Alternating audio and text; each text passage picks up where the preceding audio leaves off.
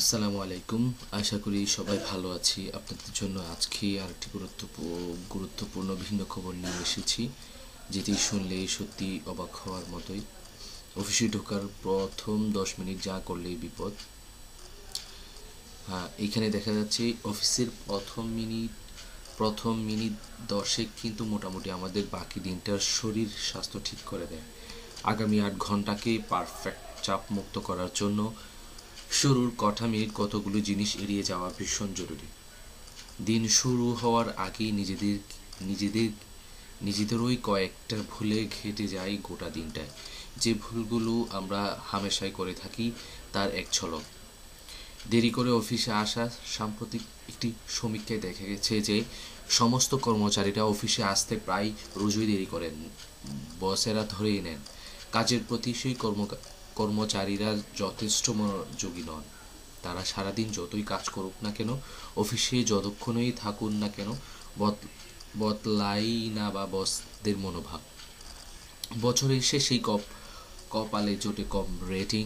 পাশের সহকর্মী সঠিক সময়ে অফিসে ঢুকে আপনার থেকে ঢের কম কাজ করেও পিঠ চাপড়ানি পেলে সত্যি বলুন তো ভালো লাগে কি?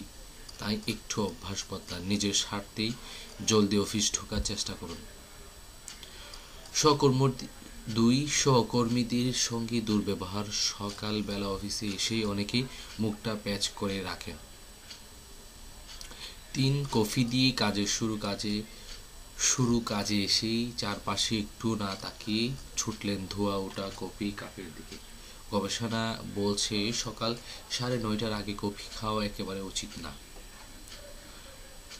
ইনবক্সে প্রতিটা ইমেইলের জবাব দেওয়া। সকালে অফিসে এসেই কম্পিউটার অন করেই মেইল বক্স খুলে একের পর এক মেইলের উত্তর দিতে শুরু করে দেন অনেকেই।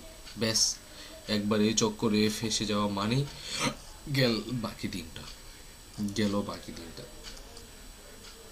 এরপরে শিডিউল ঠিক না করেই অফিসে আসা। আমরা অনেকেই রোজ অফিসে যাই কিন্তু একেবারেই দিগ্ভ্রান্ত হয়ে। এটা করা যাবে না। ওদের শিডিউল অবশ্যই চিন্তা মাথায় রেখে অবশ্যই আমাদের অফিসে যাওয়া উচিত।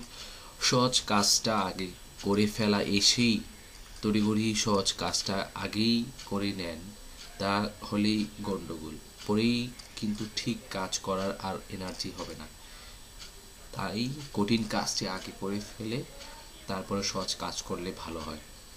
মাল্টিটাস্কিং যেহেতু দিনের শুরুতে এনার্জি তুঙ্গে, তাই আমরা অনেকেই ভাবি সেই এনার্জির হাত ধরে অফিসে এসে এক গাদা কাজ করে ফেলতে পারবো।